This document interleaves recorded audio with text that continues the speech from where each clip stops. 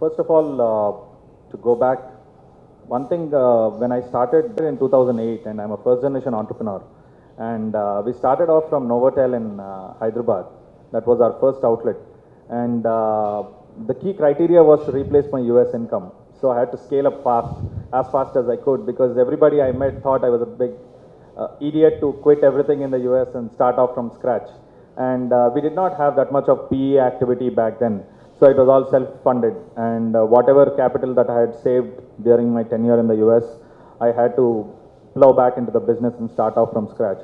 So when we won the bid for the operating a spa in Hyderabad airport, I literally had sleepless nights for almost 5 to 6 days trying to understand, staying in Jubilee Hills, how can I manage a store in Shamshabad? Believe it or not, that is the truth. In 2008 end.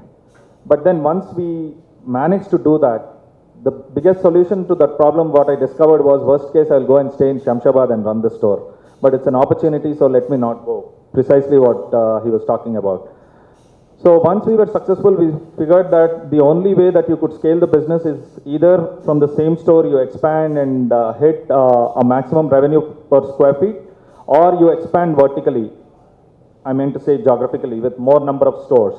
And we figured that you have to have a right balance between both, because any particular store will have infrastructure limitations, geographic limitations, throughput per square feet, etc. So we figured we really have to scale up if I have to replace my US income. And once we started doing that, we went to Hyderabad airport. We were quite successful. After the third month, fourth month, we realized that again, retail is very critical when you really want to create a brand. I felt very happy when so many people recognize the brand. But we are a self-funded company. We don't have any outside investor. And the biggest reason, the single most important idea that I had was very contrary to what a lot of people would suggest is, when you go into a new city, you go to the most expensive location in that city. And that is what I had always felt. And the location is very, very expensive because obviously it has a maximum number of eyeballs, maximum number of people are going in. And typically the most highest footfall generator in any city is the airport. So we figured that we really have to expand into airports first. And once we are successful in that particular city, it's much easier because you have a successful store running, so the city's morale is very high, team is very motivated, so then you can go into the city to open more stores within the city.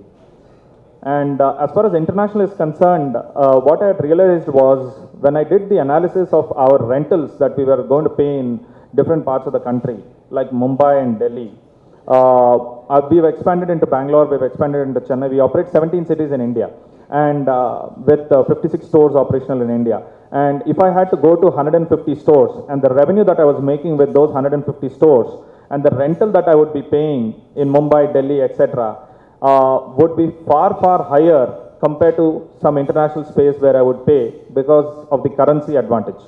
First important reason why we looked at international expansion was the currency leverage that we would have. The second important reason is, right now we operate stores in Ranchi and very remote locations like Nagpur, etc.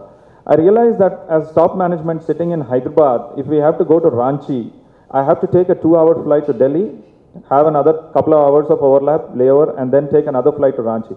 For me, from Hyderabad to UAE, we have 5 flights just to Dubai per day. And it's a 3-hour journey. So I figured UAE can be a market that you can really look at as an opportunity.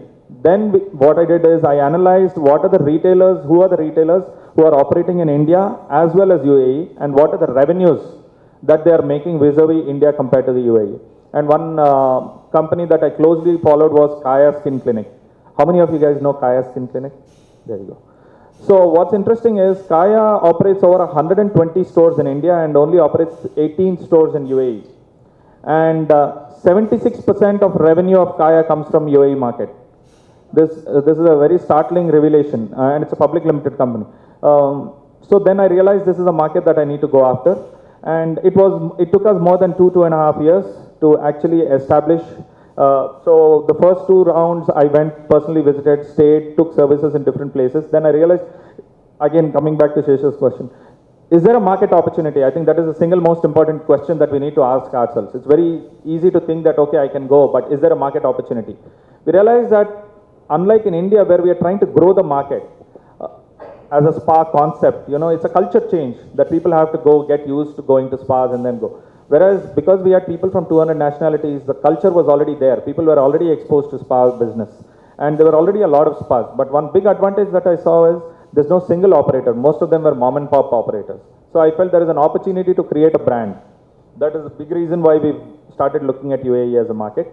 And right now we operate 8 stores. It's been 1 year, 4 months we've entered the UAE market. Since 2 years we've studied. 8 months we've not done anything, just studied the market, interviewed a lot of people. That's another strategy. You can interview people from your competitors to understand their business plan in terms of whether they are actually profitable or not. Does it make business sense? It's, as a startup, it's the cheapest way to understand whether there is a market opportunity or not. So based on that, we've analyzed and we're going good so far.